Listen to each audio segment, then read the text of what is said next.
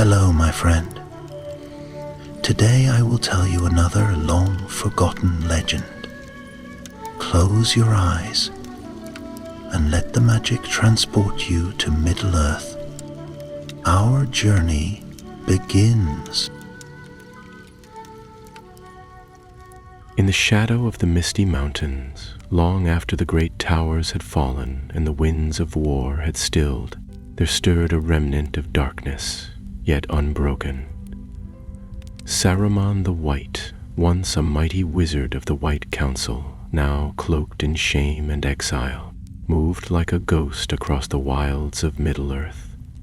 His robes were stained, his staff broken, and the pride that once gleamed in his eyes had curdled into a bitter, smoldering hunger.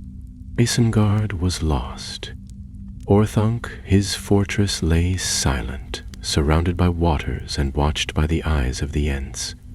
Saruman had been cast from the order of the Istari, his voice stripped of its power, but a fire yet burned in his heart, cold, cunning, and cruel. He would not fade into history like some forgotten whisper. No, he would reclaim dominion, not through armies of orcs or towers of stone, but through secrets and sorcery drawn from the darker corners of the world. So he fled eastward, over the mountain passes, far from the eyes of elves and men, and into the murk of the greenwood, once fair, now dimmed and twisted, known to some as Mirkwood. There, the trees whispered with ancient malice, and the air hung thick with cobwebs and the stench of rot. Yet within those shadows, Saruman sought what others feared to name. Rumors had come to him, trailing through the mouths of desperate men and goblins alike, of a creature lurking in the ruins near Dol Guldur. A spider, monstrous and cunning, born of the same dark heritage as Shelob, the daughter of Ungoliant. She was older than many remembered, hidden deeper than most dared venture. They called her the Black Widow, a name spoken only in hushed tones by torchlight. She was not only a devourer of flesh, but a weaver of dreams, dreams soaked in venom and vision. They said she could see into a man's mind and whisper truths wrapped in lies, that she spun not only webs of silk, but of foresight, and that her venom could unravel will and reason. To Saruman, such a creature was not a terror, but a tool. If she sees the feature, he muttered to himself, trudging through the tangled underbrush, then she shall see my rise, and if her venom breaks the mine, then it will be my weapon. The wizard, stooped though he was, clutched to his chest a staff of blackened yew, crafted not in light but in secret. It was a crude thing compared to the staff he once bore, but it pulsed with power stolen from dark lore and blood-soaked roots. He traveled for many days, avoiding roads and steering clear of the haunted ruins of Dol Guldur. Even in its desolation, the place held a presence, some lingering breath of Sauron's evil that made the trees groan in warning. Instead, Saruman veered north into the darker thickets of the forest, where moonlight rarely touched the earth and the silence pressed like a weight upon the soul. One evening, as the dusk melted into a colorless night, he came upon a clearing choked with webs. The trees around it leaned inward like eavesdropping giants, their bark blistered with ancient scars. The air here was still, yet heavy, and even the insects seemed to have abandoned the place. Saruman stepped into the clearing with care, his eyes scanning the silver threads that shimmered faintly in the dark. He knelt beside a crumbled stone, perhaps once a part of some forgotten watchtower, and placed his hand upon the ground. He murmured words in a tongue that no longer had a name, calling upon spirits older than the forest itself. The wind hissed in response, and from the webbed trees came a rustling, not of leaves, but of legs. High above, in the branches where moonlight dared not reach, something stirred. It moved without sound, without breath, a darkness among darknesses. Saruman's gaze rose slowly, and he saw her, vast, silent, motionless, yet watching. The Black Widow. Her body was covered in chitinous plates, mottled and dark, with streaks of silver glistening like dew upon her limbs.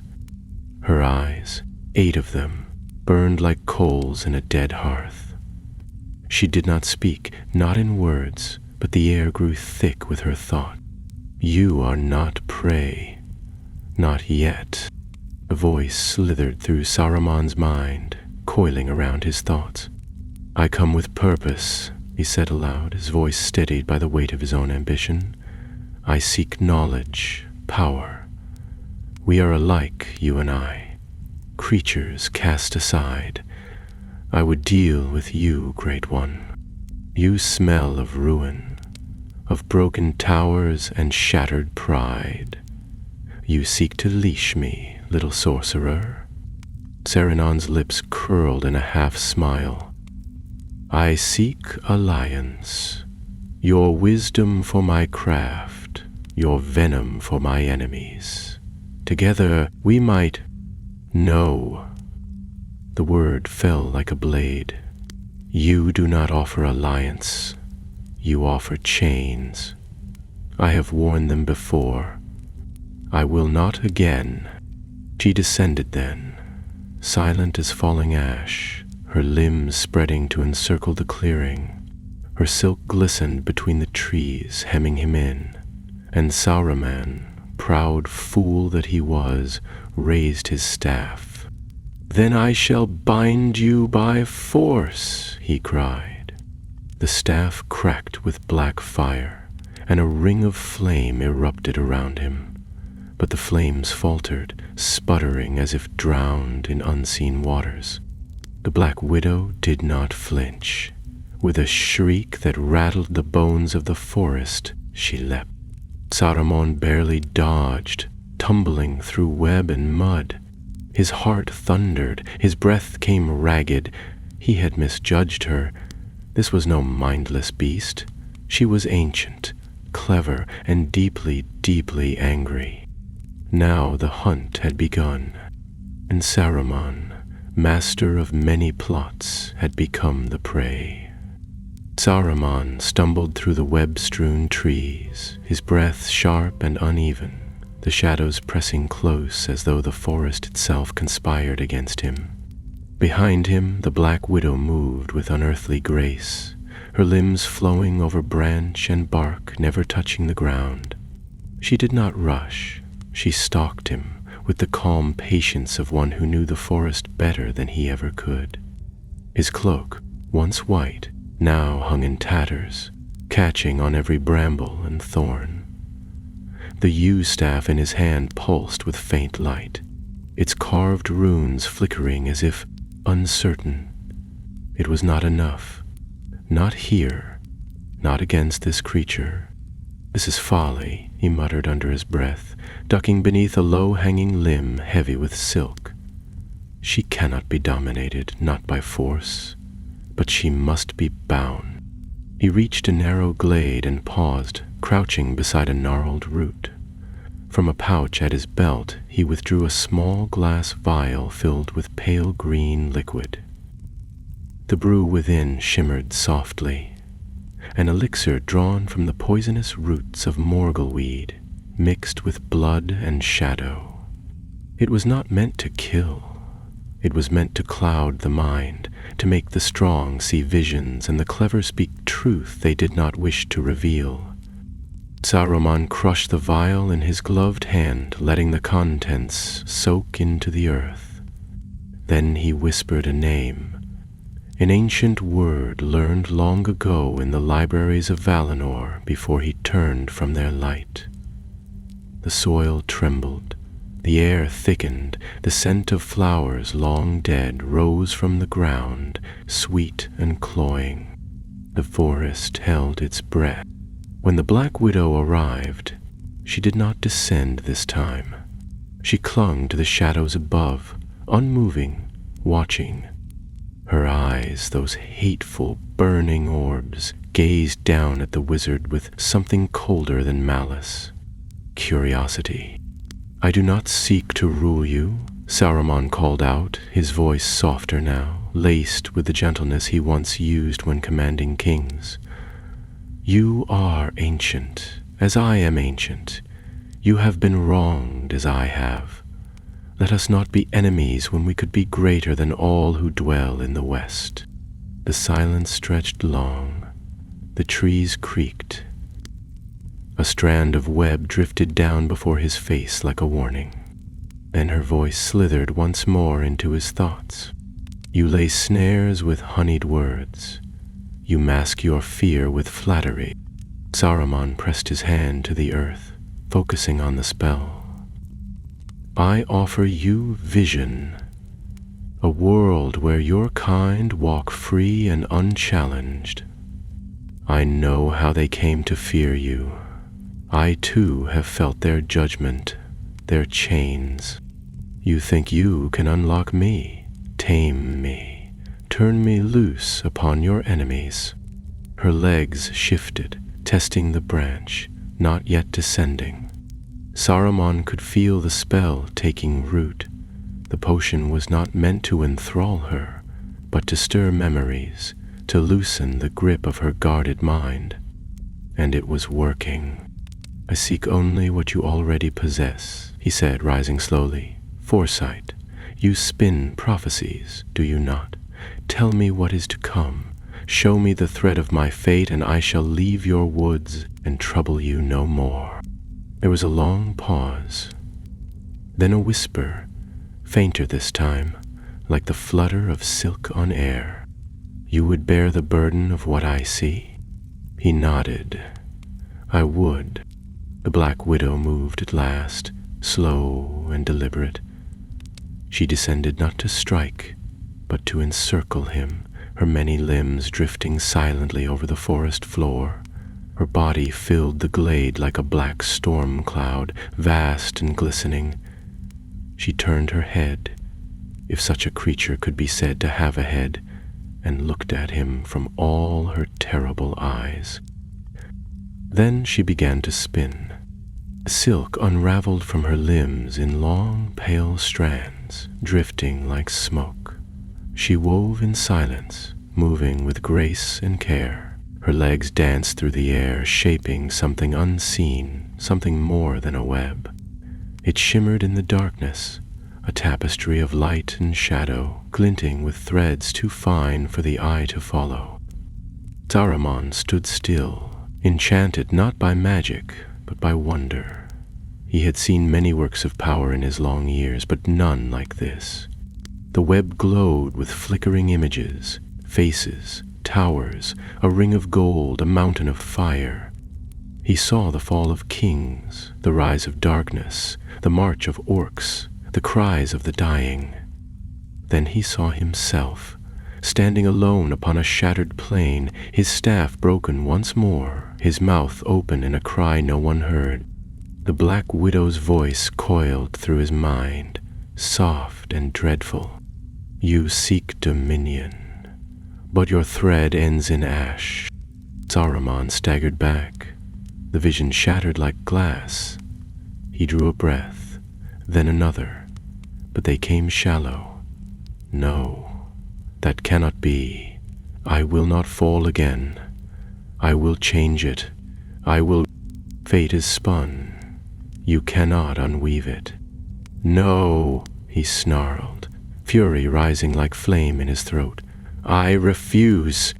He raised his staff, calling upon every dark word he had hoarded in secret, every curse and command left to him. The glade lit with a searing flash. A ring of fire burst outward. But the Black Widow was already gone.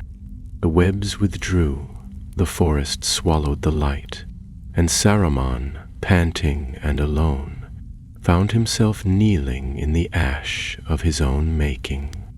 Above him, unseen, the spider watched. She had shown him his end. Now she would wait to see it come to pass. He fled the glade that night, the darkness seeming deeper with every step, the trees pressing closer. No path led from the wood, yet he ran all the same. He told himself he would return stronger, with new spells and darker pacts. But in some quiet place deep within, where the pride of the Maya still lingered, he knew. He had seen the web, and he had seen the fire at its end. Saruman fled through the forest with a desperate haste unbecoming of his once noble form. Branches clawed at his robes, shadows twisted around him, and unseen roots threatened to trip his feet, yet he did not slow. There was a weight on his back now, not of limbs or webbing, but of something heavier, truth. He had looked into the threads of the future, and what he had seen there had shaken even the iron pride that had carried him through exile and ruin. He would not speak of it, not to himself, not to the wind, but he knew the Black Widow had not lied. Her kind did not need to. The truth, seen clearly and cruelly, was a sharper weapon than any falsehood. Still, he would not accept it. He had defied the White Council, the will of the Valar, and even the shadow of Sauron. He would not be undone by a spider. By dawn, he found himself on the banks of a river. The water, gray and sluggish, crawled through the woods like a dying serpent. Here the trees grew gnarled and pale, as if they had been drained of their sap. Saruman knelt and drank, ignoring the taste of decay on his tongue. He washed the blood from his fingers and wiped the sweat from his brow, though his eyes never left the edge of the forest. The Black Widow had not followed, but her presence lingered. He felt it in every shiver of the branches and in the thick silence that hung around him. She had let him go, he realized. Not out of mercy, out of design. She had no need to kill him, not now. He carried her venom within him, the venom of knowledge, of certainty, and she would wait to see how it would fester. For hours he sat beside the water, staring at the reflection of his weathered face. The lines were deeper now, the eyes duller. There was still power there, but it flickered uncertainly, like a candle struggling in a draught. He thought of the others. Gandalf, now called the White, robed in light and crowned in victory. Radagast, lost in his woods but untainted. And the two blue wizards whose paths had vanished into the east, their fates unknown. Saruman clenched his fists. He would not vanish. He would not end as a broken name in the footnotes of history. There was still a path. Not to glory, perhaps, but to vengeance. He could not undo what the widow had shown him, but he could spite the world that had turned against him. He would gather strength in secret. He would move among the weak, the greedy, and the cruel. He would whisper promises, offer knowledge, and sow dissent, and when they no longer needed him, he would already be too deep in their roots to be cut out.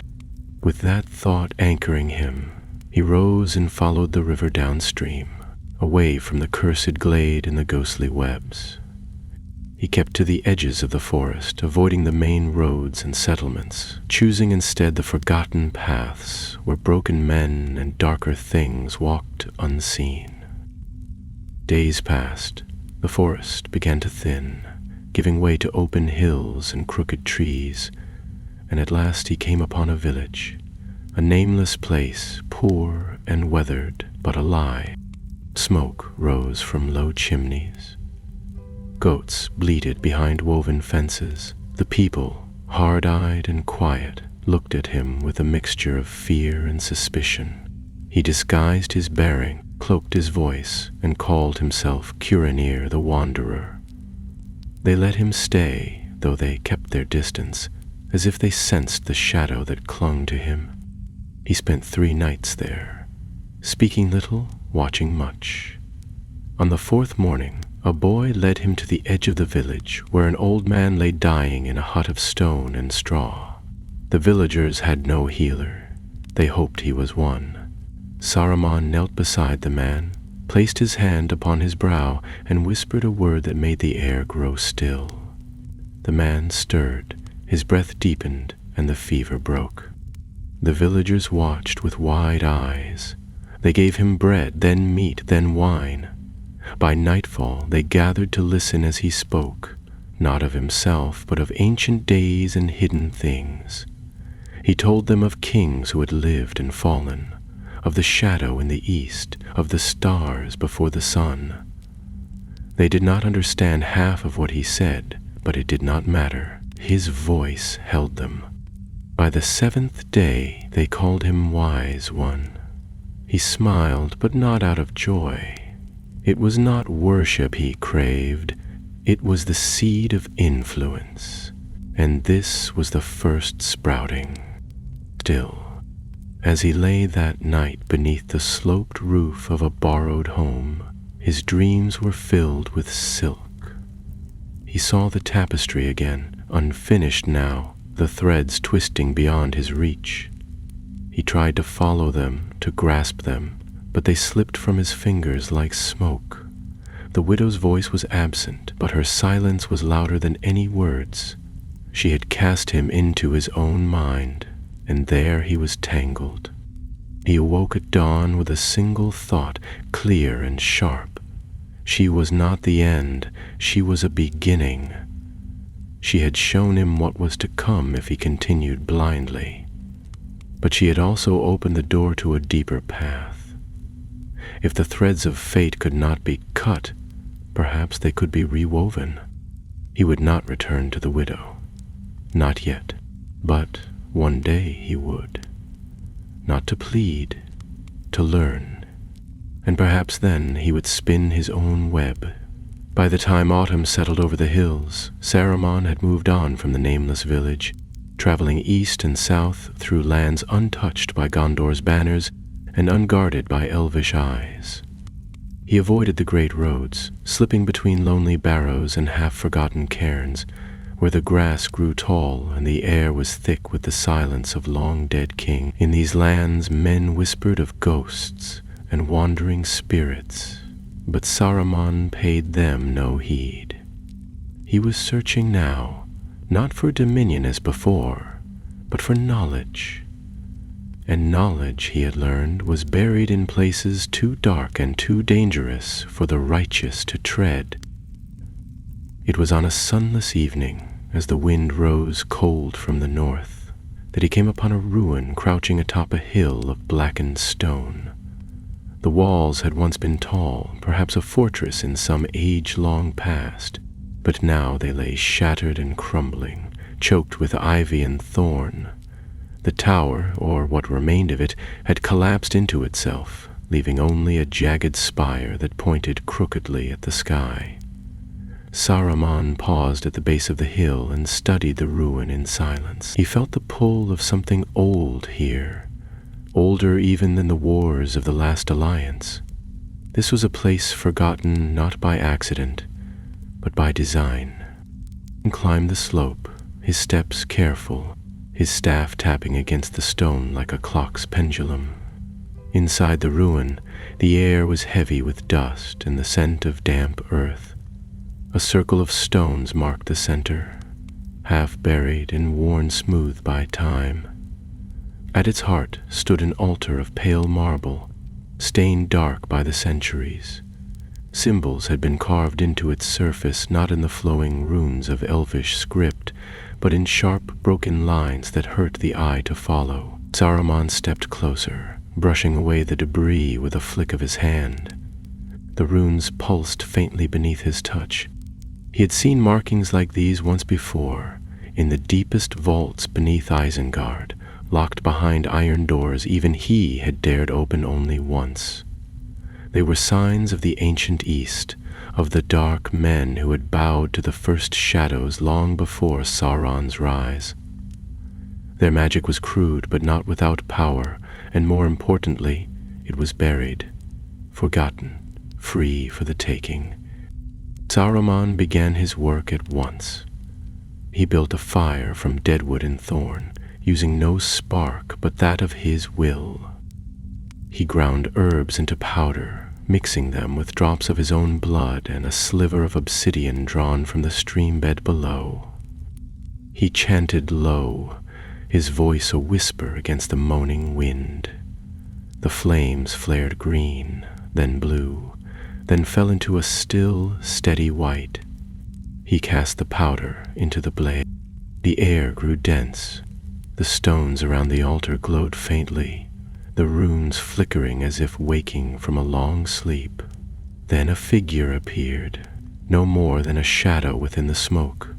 It had no face, no form, but its presence was undeniable. Saruman straightened.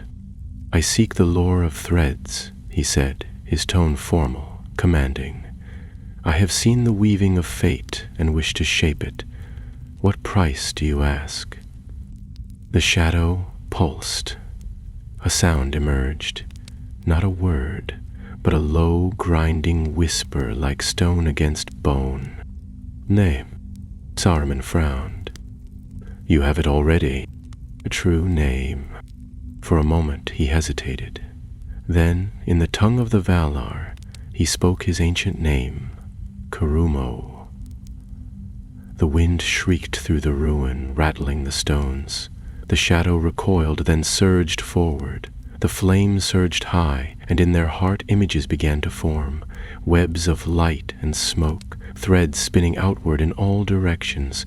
Saruman saw again the tapestry the Black Widow had shown him, but here the threads were unanchored. They twisted and spun, seeking hands to guide them.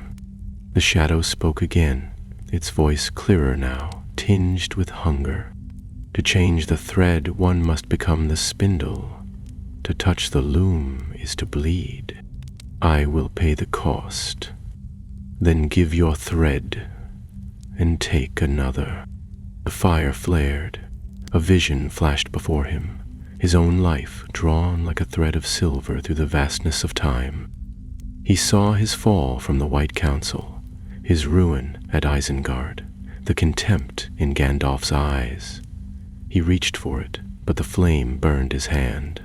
Another thread appeared, darker, heavier, coiling with promise and pain. It shimmered with the power of old oaths and forgotten gods. He took it. The fire died.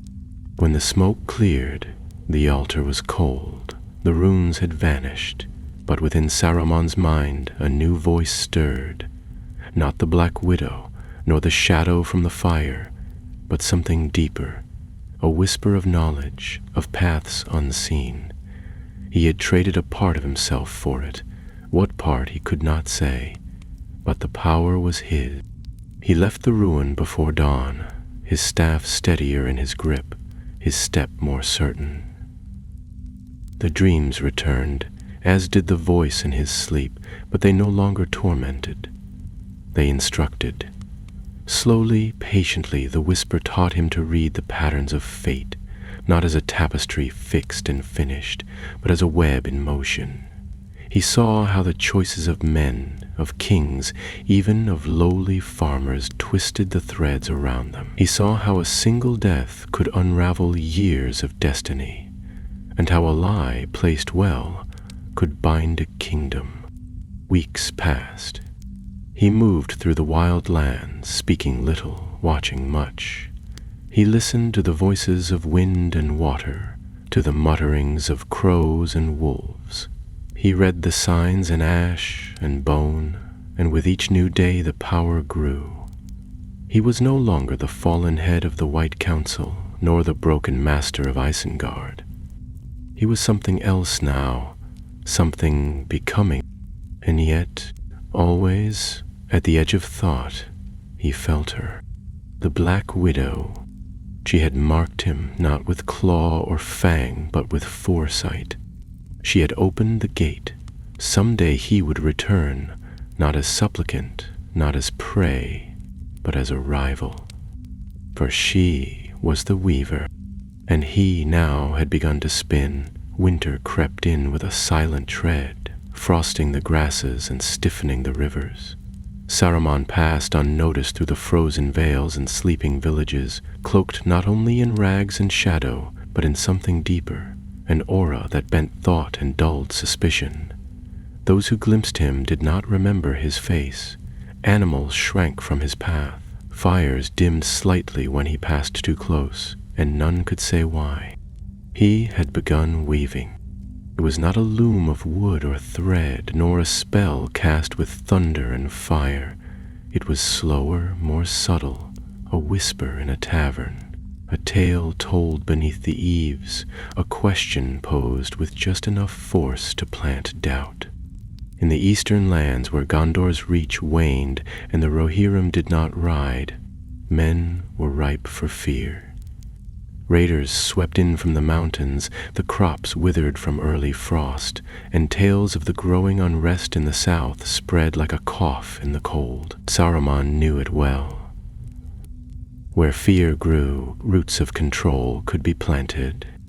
In a broken-down hall near the edges of Dunland, he came across a gathering of chieftains arguing in low voices over a stone map. They did not see him enter. His presence drew no challenge. He stood in silence until one man, broad of shoulder and heavy with furs, turned toward him with suspicion. "Who are you to come into our hall unbidden?" "I bring no weapon," Saruman said, voice low and even. "Only words, but sometimes words cut deeper." The chieftains exchanged glances, their faces half-showed by firelight. They were not men of strategy or counsel. They were survivors, hardened by loss and rivalry, men who measured worth in blood and cattle. But they listened. Saruman had that gift still. He told them of the unrest in Rohan's borders, of how the new king, young and proud, had turned his gaze elsewhere. He spoke of Gondor's weakness in the aftermath of the war, its soldiers weary and its captains scattered. Then he described a force small at first, then growing, uniting the scattered tribes and hillfolk, guided not by greed but by vision. "A kingless kingdom," he said, tracing a line on the map with one long finger. "Bound not by name or blood, but by fear, fear of the old powers returning. And who better to protect them than you?" The fire crackled. The men looked to one another, uncertain, tempted. And Saruman smiled. He stayed in the region for weeks, never in one place for long, moving like a shadow through the scattered halls of men whose names meant little outside their own valleys. He made promises that felt like prophecy and left behind only silence and unease. Rumors spread of a gray wanderer whose voice could freeze a room, whose gaze could stir ancient memories. Some said he was a ghost from the War of the Ring, a servant of Sauron returned. Others believed him a seer from beyond the mountains. None guessed the truth. But the more Saruman moved, the more the whispers grew. Not the ones he had planted, but the ones he heard at night when the fire burned low. They slithered into his dreams, threading between thought and memory. They spoke in voices half-remembered, voices from the ruins of Orthanc, from the glade of webs, from the ashes of old glory. At first he dismissed them as remnants of the widow's poison, a lingering echo from the night he had gazed into her tapestry, but they sharpened with time. They told him of movement in Mirkwood, of silk woven anew, of a queen, not dead, but stirring. Saruman tried to ignore them, focusing instead on the threads he could touch, the ambitions of men, the flow of power from one tribe to the next, the growing unease in Rohan as scouts vanished near their northern borders. But something gnawed at him. He had taken another thread, a darker one, and now it tugged. One night, unable to rest, he stood alone on a high ridge where the snow fell silently around him. The stars above were veiled by clouds, and the land below lay shrouded in frost. He spoke into the dark. "What do you want of me?" The wind shifted. From the darkness came no answer, but the silence pressed tighter. In the weeks that followed, he began to notice signs.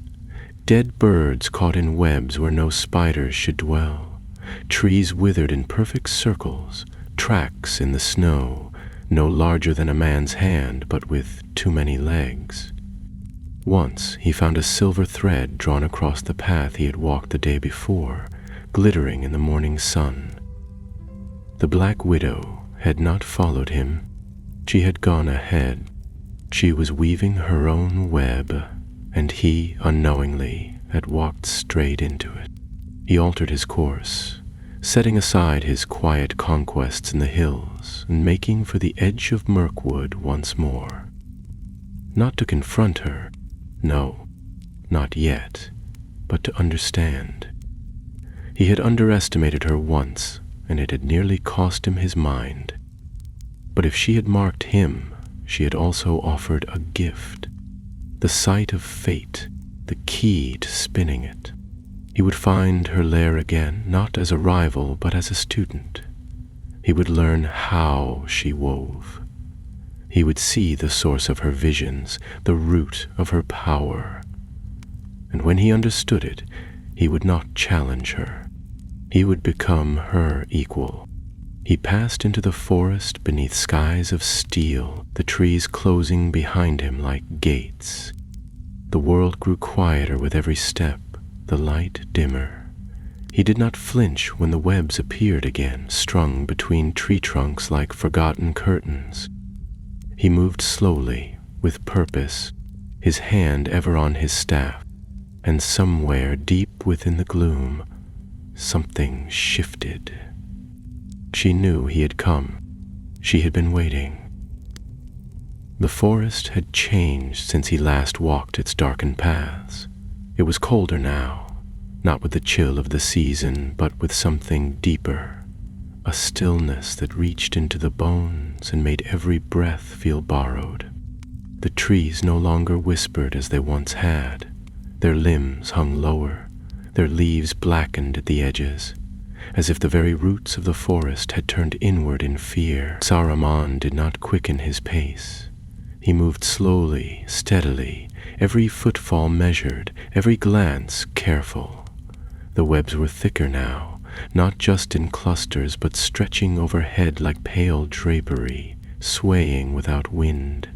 He paused once to study a strange growth along a tree's trunk. An egg, leathery and gray, tucked beneath a web-veiled knot. It pulsed faintly. He turned away. He knew the way. The forest did not resist him this time. No illusions clouded his path. No screeches in the distance set his heart pounding. It welcomed him now, not with warmth, but with silence. As he drew closer to the clearing where they had first met, the air grew warmer, laced with the sickly scent of rot and honey. The webs thickened into curtains, shimmering faintly in the half-light, and through them the world beyond lost its shape. He reached the glade. Nothing had changed. The stone where he had knelt still stood, cracked and moss-stained. The trees leaned inward as before, their branches wrapped in silk. The altar remained, buried beneath strands so fine they shimmered like rain. But she was not there. Saruman stepped forward and stood in the heart of the clearing. He did not call out. He knew she was near. He could feel her somewhere just beyond the edge of sight, above or below, or perhaps beneath his very feet. He waited, and at last she came. Not with a leap from the shadows, nor a shriek from the trees. She descended slowly from the boughs above, legs as long as spears, her body gleaming in hues of black and silver. Her eyes burned softly, less like flame this time, and more like coals in the dark, watching, patient, amused. He returned. Her voice was in his mind again, but quieter, like a memory softened by time. Saruman inclined his head. I seek knowledge. You showed me the web. Now I wish to learn its threads." The Black Widow moved around him, her legs brushing the ground with the faintest sound, the webs shifting with her passing. She did not speak at first. Then her voice returned, sharp with curiosity. "You have taken another thread. I see it in you, a darker weave. What did you trade?" Saruman hesitated. The question stung, not because he did not know, but because he did. He had given up part of himself, the part that still hoped, the part that still believed in light. "I traded what was useless," he said at last, "to gain what is not." The Black Widow paused before him, her limbs stilled. The glade seemed to close around them. "Then you are ready." She turned and began to climb, not up a tree, but into the very air, spinning silk behind her as she rose. Her threads shimmered with color and motion, shifting into patterns too swift to follow. She wove without haste, with an elegance that made even Saruman feel clumsy. The web she formed was not like the others. It was tighter, more complex, pulsing with power. When it was done, she descended and crouched before it, her eyes never leaving him. This is not fate. It is choice. Every strand touches another. You may see where they meet. You may tug, but if you pull too hard, the web collapses. Saruman stepped closer. The web glowed softly, threads vibrating with unseen tension. Within it, he glimpsed shapes, shadows of people, of moments not yet lived. He reached out, and the threads shifted to reveal a child with dark hair, standing on the walls of a city in fire. He touched another, and saw a crown fall into the sea. He turned almost breathless. "This is possibility," he said, voice hushed. "It is the spider's gift," she replied, "to feel the tremor of choice before the choice is made." Saruman stared into the weave. It was not as he had imagined it, not a map to follow nor a destiny to rewrite. It was a net, cast wide across time, each point linked to another. And in that web, power did not lie in domination. It lay in understanding. He stood for a long time studying it, memorizing the way the threads bent, how some trembled more than others, how a single strand could change the shape of all around it. He did not try to take it. He knew now that such things could not be owned, only read. When he finally turned to the Black Widow, her eyes were dimmer.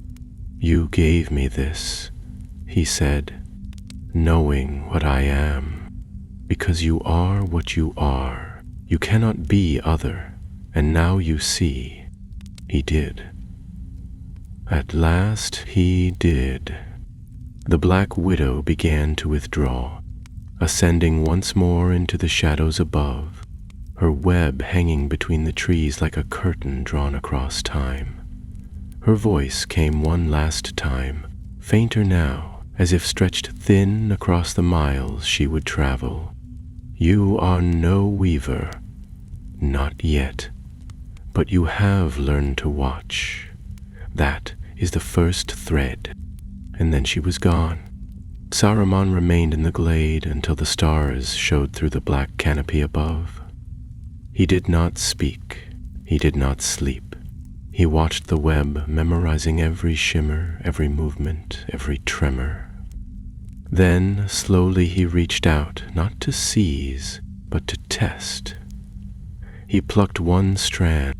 Far away, a candle was snuffed out. A choice had changed. Saruman lowered his hand and smiled. In the days that followed, Saruman did not leave the forest. The outside world, with its war-worn cities and crumbling thrones, could wait. Here, in the shadowed halls of Mirkwood, hidden beneath webs and ash-leaved trees, He had found a truth deeper than any tower or scroll had ever offered him. He no longer sought to rule by force or fear, not directly. That path had failed. This new one was quieter, more patient, and he had come to understand something the other wizards had never grasped. The most powerful magic in Middle Geth was not in spells or staffs, but in the unseen moments between choices. The Black Widow's web still shimmered faintly in the glade. He did not try to repair or imitate it.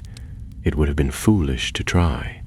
But each night, when the stars appeared and the forest stirred with whispers, he sat before it and studied.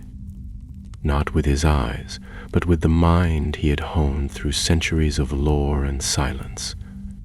The visions came differently now, no longer wild flashes of ruin and death, but soft, flickering hints, faces that drifted across the threads, moments that quivered like leaves before a storm. He began to test them. When he plucked a strand, he waited, watching to see what changed. Once he saw a distant rider turn his horse back toward a village he would have passed by. Another time a raven flew east instead of west, bearing a scrap of parchment in its claws. These were small things, meaningless to any who saw them, but to Saruman they were proof. He was no longer just watching the web. He was working it. He did not speak of this to the Black Widow. In truth, he had not seen her since the night she vanished into the trees, but she was present still. Sometimes he felt her watching, not with menace, but with the distant curiosity of one who had passed a test and now waited to see if the student would prove worthy. And Saruman intended to be worthy. He would learn all he could, and then, when the time came, he would use it. Not for vengeance, not for redemption, but for something greater. The world, he believed, had not yet understood its own story. The War of the Ring was not the final chapter. It was merely the end of one volume. A new age was beginning, filled with kings who were too young, with peoples who had forgotten the darkness that once hunted them. Light had returned, yes, but it was fragile, complacent. And even now, in the corners of the east and south, new powers stirred, men with crowns of iron, creatures bred in secret, spells whispered in tongues that had not been spoken since before the fall of Numenor. Saruman began to travel again. This time he did not wander aimlessly. He moved with purpose, though never in a straight line. His path curved through the mountains of Rhûn and the broken coasts of Haradwaith, where the sand swallowed cities whole and legends were etched in glass. In each place, he left behind no sign of his passage save for ideas. Ideas planted like seeds in the minds of captains, priests, and mercenaries. He never revealed his true nature, only offered knowledge. How to break a siege with poison instead of steel, how to turn rival tribes against each other without drawing a blade, how to use fear not as a weapon, but as a mirror in which men saw only themselves. In time, they called him many names: the Whisperer, the Pale Teacher. In some lands, they believed he was a ghost sent by the spirits of the old gods to warn them. In others, a fallen angel, punished by the West for knowing too much. Saruman let the tales spread. He encouraged them. A name, after all, was only useful so long as it inspired wonder or dread. And always in the quiet hours, he returned to the weave. He no longer needed the widow's glade. He could sense the threads now, faintly, in the spaces between words, in the moments between one heartbeat and the next. He had learned to carry the web within him, its shape etched in thought, its tremors traced in memory. It was not perfect, not yet, but it grew stronger with each passing day. Then, one night beneath the ruins of a stone arch swallowed by jungle, he felt a tremor unlike any he had known before. It struck him as he meditated, eyes closed, breath slow. A thread quivered, not faintly, not as before, but with a violent snap, as if it had been cut. Saruman's eyes flew open. He stood at once, sensing the pattern shifting, the web collapsing inward around a single void. Something had happened, something great. He did not know where or who, but the effect was immediate. Threads that had been stretched taut with potential now lay limp, lifeless. It was not death. Death happened often in the web, but erasure, an absence so complete it had no echo. He whispered a word and placed his hand to the stone. The ancient magic responded weakly, reluctant to show what he sought. But with enough force, it yielded, and what he saw chilled even him. A city of men had vanished. No ruins, no smoke, no survivors. Just empty earth, where once there had been life. He stepped back, stunned. It was not a natural death, nor the work of war. The web did not break like that unless someone had torn it deliberately. There was power in Middle Earth still, power vast and hidden, and someone was using it. Saruman stood alone beneath the stars, the jungle silent around him, the web inside him trembling like a harp struck too hard. The widow had warned him, pull too hard and the web collapses. He had thought she meant it as a lesson. Now he feared it was a warning. The silence that followed was unnatural. Saruman remained beside the ruined arch until dawn, watching the sky turn from black to ash-gray, and even then he did not stir. His thoughts were tangled, more than they had been in years. The ghosts of the web flickering behind his eyes like an after-image burned into his vision. What he had seen, or rather, what he had not seen, was more disturbing than any shadow of Sauron, more ominous than any army of orcs or riders of the east. A whole place had vanished from the weave. Not simply destroyed, forgotten. As the morning mist curled around the jungle roots, he began to walk. The path before him was not marked, but he followed it nonetheless, guided not by trail or map, but by the faintest echoes in the strands of fate. There were still tremors in the web, faint quivers that led eastward and then north, as if whatever force had snapped that thread had not finished its work. He moved with care, pausing often to touch bark, to feel the pull of threads against the edges of his thought. There was danger ahead, greater than any he had known. But there was also something else, curiosity and power. He came at last to a cliff overlooking a vast plain. Far in the distance, the horizon shimmered with heat, and the shapes of broken towers jutted from the land like teeth. They were too far to study clearly, but even from here he sensed it, that same hollow stillness, the mark of something unnatural. He descended carefully, using the slope to mask his approach, until he reached the edge of a wide basin littered with stones. There had been a city here once, not great or famous perhaps, but real.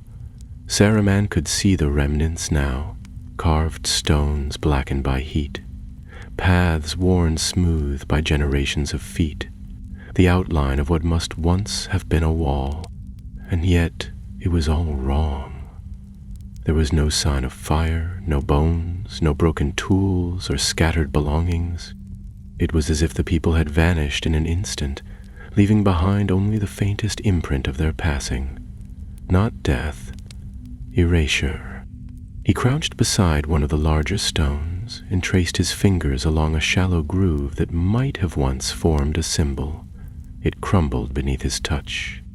The dust it left behind shimmered faintly, like ash from a dying flame. Whatever had done this was not of the world as he had known it. He stood slowly and turned his gaze toward the north. The pull in the web was stronger now, like a current beneath still water. Someone, or something, was drawing threads together, not as he had, not with care, but with force. A brute hand on a delicate loom. He could feel the strands stretching tight, and when they snapped, the tremor would be felt across all of Middle East. That night, as the stars returned and the wind whispered through the hollow basin, he lit no fire. He sat in silence, his back against the last standing wall, and reached again for the web. It came more easily now. The training he had undergone beneath the Black Widow's watchful eyes had deepened his senses. He no longer needed to see the thread with his eyes. He could feel them, humming faintly in the corners of thought. He closed his eyes. There were whispers now, voices not spoken, but remembered. Some he recognized. A man with a golden crown laughing in a hall built on sea cliffs. A child with dark eyes and a sharper mind drawing runes into the dirt. A sword half-forged waiting for a wielder. And beneath it all, always, the soft scraping of something weaving. Then another voice spoke, low and cold, not part of the web, but cutting through it like a blade. Saruman opened his eyes at once. The sound had not come from within. It had come from just beyond the ruined wall. He rose. In the darkness, something moved, not with the twitch of an animal or the stealth of a hunter, but with intention. Saruman did not call out. He knew better. Instead, he stood quietly, his hand resting against the length of his staff. For a moment the wind paused. Then she stepped into view, and not the Black Widow, but another. She was tall, thin, and veiled in silks so dark they seemed to absorb light. Her skin was pale as bone, her eyes sharp and colorless. She moved like a shadow given form, and when she spoke, her voice echoed with the faint rasp of dry leaves. You follow the threads. Saruman did not speak. He studied her carefully. She was not of any race he knew, not elf, nor mortal, nor Maya, but she was powerful. You walk the widow's path, she continued. You've seen her weaving. I've seen enough, he replied cautiously. The woman tilted her head, amused. Yet not enough to stay away. You felt it, didn't you? The broken thread. I saw it vanish. She stepped closer. You're not the first to come seeking the web.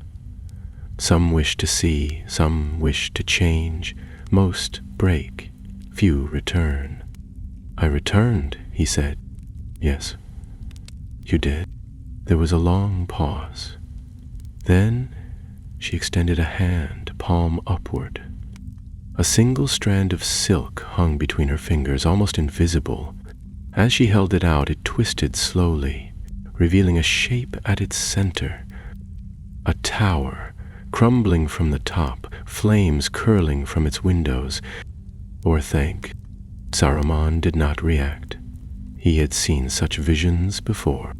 But this time, the woman said, her voice softening, it does not fall alone. The strand shimmered again. Another tower appeared beside the first. This one was unfamiliar, taller, darker, made of a stone that drank the light. They are weaving new fates now, she said. Not just spiders, others, ones who do not ask, ones who do not wait. Saruman frowned. What do they want? She let the strand fall. Not dominion, she said, and for the first time there was something like fear in her voice. Not land, not power. Then what? Unmaking. The wind rose suddenly, whipping through the ruined walls. When Saruman looked again, she was gone. Only the strand remained, caught on the corner of the stone, fluttering like a whisper in the night. He reached out and touched it. The web shuddered. Something far away had stirred, and it was coming. The wind did not settle that night. It moved through the empty basin in restless bursts, as if searching for something lost.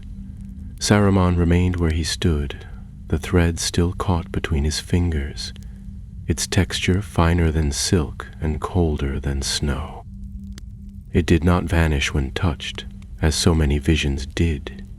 It remained, tangible and real, humming with the faintest tremor. He examined it closely, but no further shapes appeared within it. The vision was over. Yet the message was clear enough. A second tower. He had seen the fall of Orthanc many times in dreams and memory, but this was different. It was not a memory, it was a warning. The other tower, dark, faceless, unfamiliar, had not fallen, not yet. It stood beside Orthanc in the vision as if tied to its fate, as if one collapse would bring the other, and Salmanah was building it, or perhaps it had already been built in the far corners of the world, beyond the lands of men and elves, where only whispers and half-remembered legends remained. He began to walk again before dawn, leaving the dead city behind. There was no longer time to drift or delay. The web trembled more now, its pattern shifting with every hour, strands twitching like nerves beneath a blade. Someone, or something, was pulling on the threads with careless hands, and Saruman, who had once believed himself the master of such forces, could no longer remain merely a watcher. By the third day, the land began to rise. The jungle thinned and gave way to barren hills covered in gray grass and thorn-brushed rocks. Here, no birds sang. The sky above remained pale and clouded, the sun a dull smear in the east. He traveled without rest, sustained by will alone. The voices that had once haunted him now whispered steadily at the edges of his thoughts, not tormenting, but guiding. He knew, in the way that only one who had touched the web could know, that he was being drawn toward something. An answer, perhaps, or a confrontation. When at last he crested the highest ridge, he stopped. Below him, carved into the mountainside like a scar, was a fortress. It was vast, but not new. Its walls were old and worn, though recently reinforced. Banners hung limp along its towers, black and silver, marked with a sigil he did not recognize. 2 serpents coiled around a single eye. The gate stood open, yet no smoke rose from chimneys, no voices echoed within the walls. There was a stillness about it that did not belong to mere abandonment. It was waiting. Saruman descended slowly, cautious, even as curiosity gnawed at him. He passed through the gates without challenge, walking into the courtyard of a fortress that should not have existed. The stone beneath his boots was ancient, older than any stronghold built by men in the Third Age, yet the fortifications were fresh. Someone had reawakened this place. Someone had made it their own. He passed through the outer yard, ignoring the strange carvings along the walls, and came to a great hall whose doors were ajar. Inside, the air was heavy and stale, filled with the scent of burning oil and metal. The hall was dark, lit only by a line of torches that led to a raised platform where a single figure stood, cloaked and hooded. Saruman did not hesitate. He stepped forward, his staff clicking against the stone, and stopped at the foot of the dais. The figure raised its head, but the hood remained in place, concealing the face within.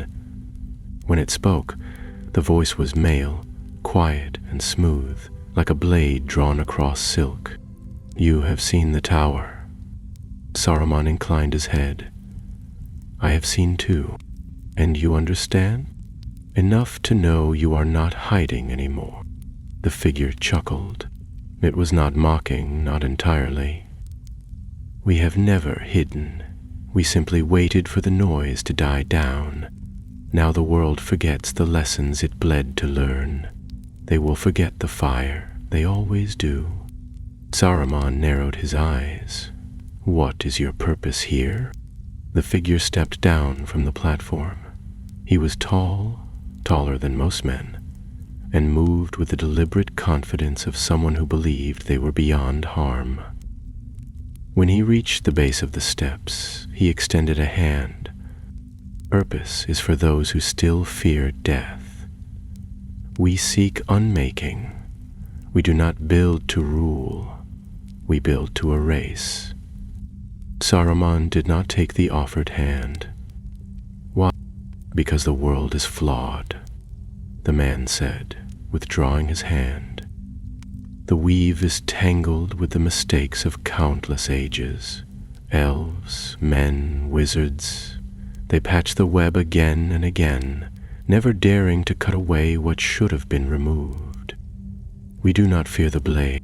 Saruman felt the tremor of threads all around him. The hall was thick with them, twisted, pulled tight, stretched in unnatural patterns. These were not the threads of life and choice, but of compulsion, of will forced upon fate. They vibrated with pain. Someone had not only found the web, they had begun tearing it apart. You cannot do this, he said quietly. The threads are not yours to sever. The man tilted his head, as if examining a curious insect. And yet they unravel in our hands. Perhaps they always belong to those brave enough to wield them. I have seen what lies beyond, Saruman warned. You are not prepared for what follows. We are not afraid of the dark, the man said. We are its heirs. Saruman turned, no longer willing to speak with madmen. But as he did, the man's voice rang out behind him, no longer soft. Even now you walk with the widow's mark. Do you not wonder why she let you live?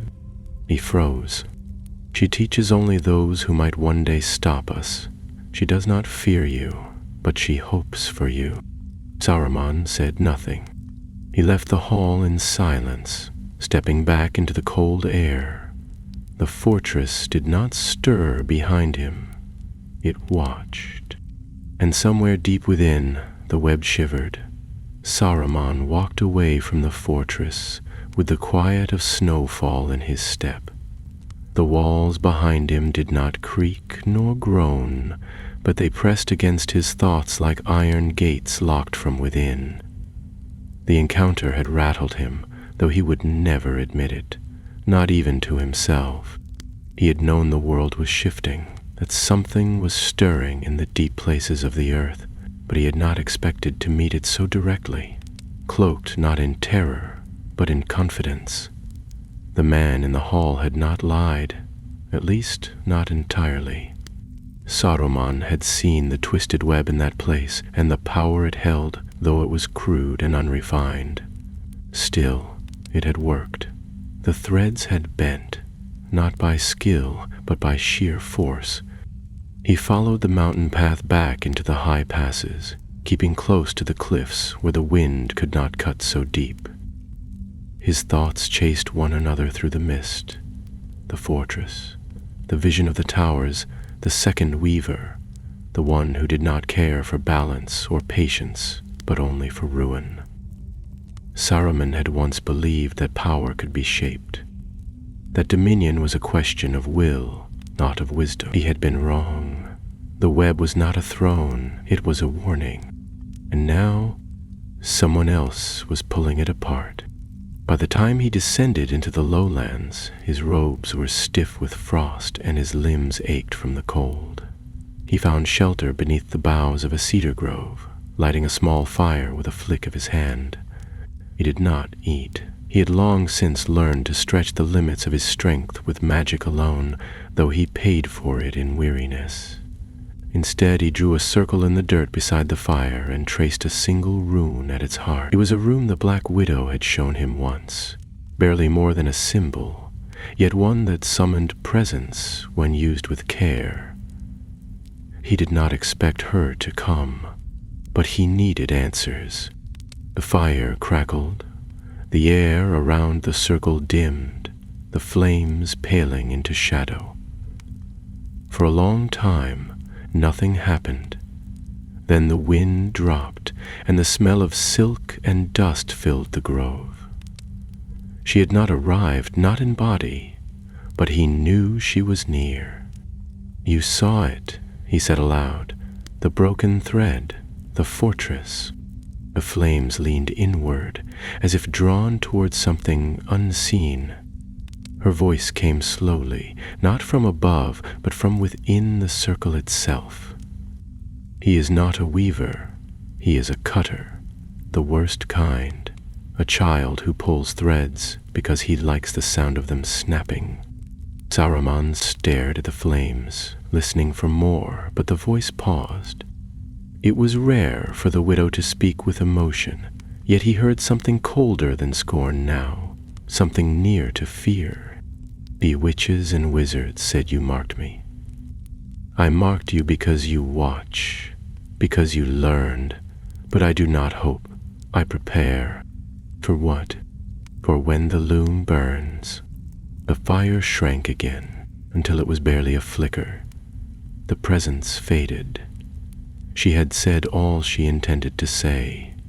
Saruman sat for a long time in the silence that followed. The loom burns. Not breaks, not frays, but burns. A force was at work now, not just unraveling fate, but searing it clean, replacing it with nothing at all. The man in the fortress had spoken of unmaking, of wiping the threads clear, and for the first time, Saruman understood fully what that meant.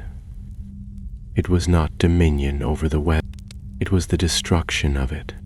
He could not allow that, not because he still craved power, though that desire would never quite leave him, but because, if the web was undone, if choice, consequence, and connection were severed entirely, then Middle-earth would fall into a silence worse than darkness. The spiders would die, the seers would fall blind, and the world would drift like a ship with neither sail nor sea. Saruman rose and scattered the ashes of the fire with his staff. He would need to move quickly now. The man in the fortress was not working alone. He had servants, allies, perhaps even students. And if they had learned how to tear threads with such ease, then the weave was in danger of collapsing altogether. He headed south into the forgotten passes near the old borders of Mordor, where few dared go and fewer returned. The land there was still wounded from the war. Shadows lingered in the dust, and the ruins of towers long since broken jutted from the hills like bones. But Saruman did not seek the remnants of Sauron. He sought a place older still, a place where the thread of Middle-earth had been spun thickest, the Valley of the Nameless. It was a place few had heard of, even in legend. Hidden deep between mountain and desert, cloaked in perpetual mist, it was said to be the place where the first song of the world had been echoed by stone and flame. Saruman had once dismissed the tale as myth. Now he believed it. If the web was threatened, then perhaps its first knot, its foundation, lay there. The journey was longer than he expected. Days passed without sun, only cold stars and gray skies. Once he was followed by wolves, but they did not come close. Another time he saw a pale figure moving in the mist ahead of him, too tall and too silent to be a man. He did not follow, he did not speak. The deeper he went, the more he felt the strands of the world stretch thin. The web was here, it had always been here, and finally he found it. The valley was not a place of grandeur. It was small, nestled between two cliffs, filled with trees that had never grown above the height of a man. But it pulsed with silence, with age, with the weight of forgotten beginnings. At its center stood a single stone, smooth and dark, etched with no writing. When Saruman approached, he felt the web hum in the air around it. This was not the work of elves or dwarves. This was older, deeper. He knelt beside the stone and placed both hands upon it. Images flashed behind his eyes, threads glowing like starlight, voices singing not in language but in harmony, spinning fate like music through the void.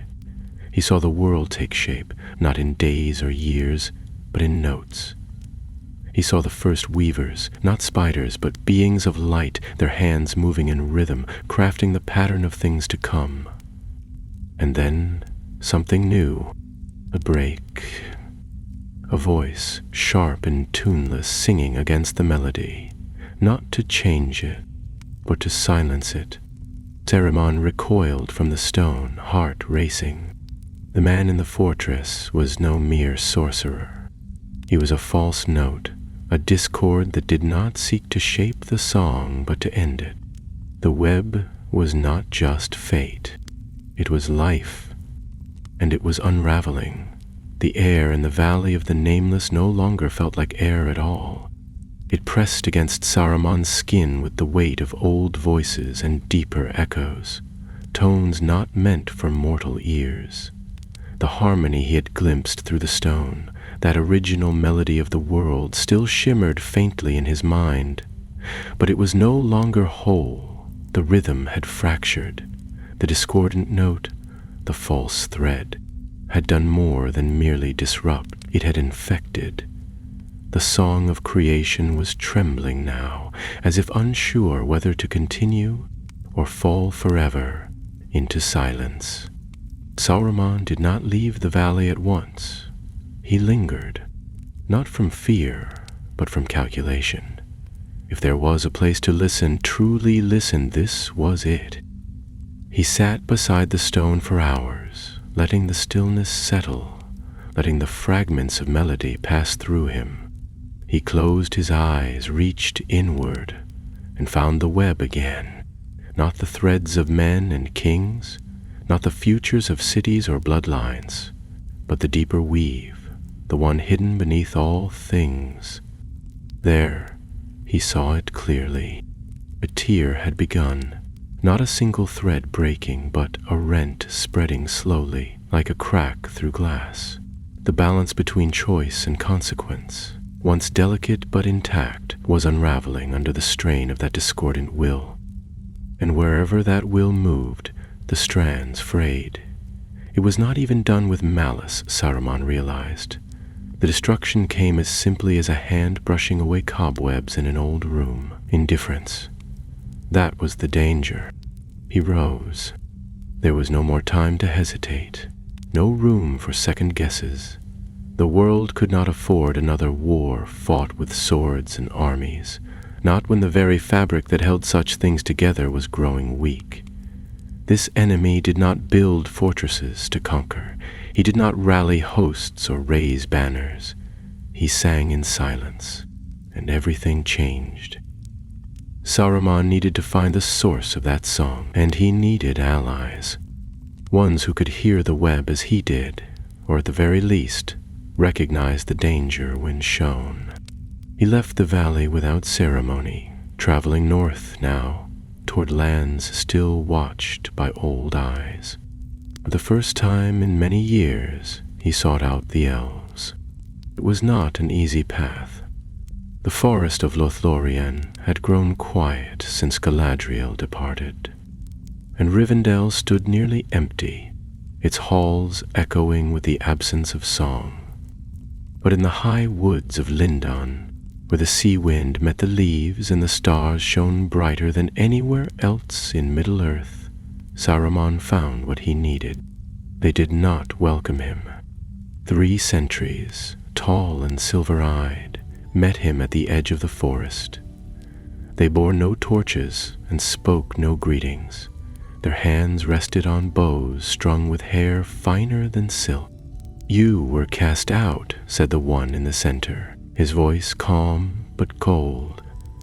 "Your name is no longer trusted among the firstborn." Saruman did not argue. "And yet your kind still hear the music." The sentries glanced at one another, and though they said nothing, he saw a shift in their posture, just enough to know he had touched something. "There is a break in the weave," he continued. "It does not come from the east or from any land touched by Sauron. It is older, deeper. Someone has found the notes beneath the world's song and begun to twist them." They did not move. Saruman stepped forward, slowly, his hands open. "I do not ask for trust, only for passage. Take me to your lore keeper, or let me speak the name of the one who sings against the world." At last the lead sentry nodded. Without a word they turned and began to walk. Lindon had changed little, even as the rest of the world had faded. Its towers still gleamed white above the cliffs. Its forests still whispered with voices older than memory. The elves who remained were few, but those who had not sailed across the sea were strong, bound to Middle-earth by oaths or burdens they could not abandon. In one of the high halls overlooking the sea, Saruman was led before the only elf he had ever considered his equal, Círdan the shipwright. The elf lord stood at the edge of the chamber, gazing out over the gray waves. His beard was silver, his robes plain, but there was a timelessness in him that no crown could match. When he turned, his eyes met Saruman's with neither warmth nor scorn. "You have walked far, Curumon." "I have walked back," Saruman replied. Círdan studied him for a moment. "The sea has grown louder. The stars no longer align as they did." "Then you've felt it too." Círdan nodded once. "There is a disturbance in the harmony, but the cause is hidden." Saruman stepped closer. "Not hidden, masked. The one who sings does not shout, he hums." "And you have heard it?" "In a fortress with no name, built on the bones of forgotten stones. He calls himself an heir of the dark, not of Sauron, nor even Morgoth. He follows something older, a threadless void, a silence." Círdan's expression darkened. He turned away and placed a hand on the stone railing. "There was a time before the threads, before the weaving began, a time of chaos. It was shaped into music by the Ainur, but there were notes that did not wish to be shaped. Ilúvatar silenced them." Sauron said. "Khan thought he did." The hall grew still. Outside, the wind rose, stirring the banners that hung along the archways. Saruman waited. When Círdan turned again, he looked more tired than before. "What would you have us do?" "I seek to find him," Saruman answered. "To learn his purpose. To stop him if I can. But I cannot trace the last threads alone." Círdan gave a faint smile. "There are some here who still know the patterns. I will lend them to you." "And the others?" "They will not stop you. That is all I can promise." It was enough. Within the hour, Saruman left Lindon, no longer alone. 2 elves joined him, quiet figures who spoke little but carried the wisdom of long lives and the eyes of those who had watched the world change too many times to trust it again. Together they rode east, through the narrowing passes and deepening woods. The web trembled more with each mile, and somewhere far away the discordant voice began a new verse. The road eastward was long and strange, bending through lands that seemed both familiar and subtly altered, as though the world itself was beginning to fray at the edges. Saruman rode in silence, flanked by the 2 elves who spoke little, yet missed nothing. They were called Ilarion and Fararin, and though their manner was calm, there was a tension in their movements, a readiness that reminded Saruman of bowstrings pulled taut. They were not warriors in the way of men, but watchers, eyes trained on the wind, ears tuned to the pulse of the land. They passed through Eregion, now nothing but crumbled stones and hollow echoes, where once the hammer of Celebrimbor had rung and the forges had gleamed with fire, now moss and ivy held dominion. Saruman had walked here long ago, when the rings of power were still a rumor and the shadows had not yet stirred in the east. He felt the absence of what once was like a wound, yet even in ruin the stones remembered. Hilarion paused to touch a shard of carved granite buried in the grass, and for a brief moment Saruman felt the faintest pulse beneath his feet, an old echo, a whisper of craft and will. They moved on, tracing the misty mountains southward. The passes were narrow and slick with meltwater, and more than once they had to dismount and guide their horses along perilous paths. It was during one such stretch beneath a sky heavy with clouds that the tremor returned, not in the web itself, but in the very air around them. The wind dropped without warning. The trees stilled. Even the mountain stream that had been murmuring beside the trail fell silent. Saruman stopped, holding out a hand. The elves froze behind him. He could feel it now, like a thread snapping far off in the dark, followed by another and another, each one plucked from the weave as if it had never existed. The presence was moving again, and this time it was not simply cutting, it was searching. They made camp that night in a narrow hollow beneath the cliffs. No fire was lit. Hilarion set wards of light and silence at the edge of their shelter, and Faerun placed small silver discs on the stones, enchanted to blur their forms from sight. Saruman sat with his back to the wall and closed his eyes, reaching for the web again, not in arrogance, but in urgency. The patterns were thinning. He could feel them now, whole lines of connection pulled away, as though someone were unspooling the lives of men and leaving only silence behind. Villages had gone dark. Names that once shone in the web now blinked out with no cry or consequence. It was not death. Death left a scar. This was erasure. Then, in the midst of the threads, he saw her, the Black Widow, not as he had first seen her, vast and terrible, but as a flicker at the edge of the weave, walking among the remnants. She did not move like a creature of fear now, but with purpose, trailing silk that shimmered against the fraying strands. She was not fighting the Unmaker. She was mending. Saruman opened his eyes. "We must reach her," he said, voice low, "before the web is beyond repair." Hilarion looked toward the east, where the mountains curved into shadow. "Do you know where she is?" "I will," Saruman replied. "But we have to move faster than fate."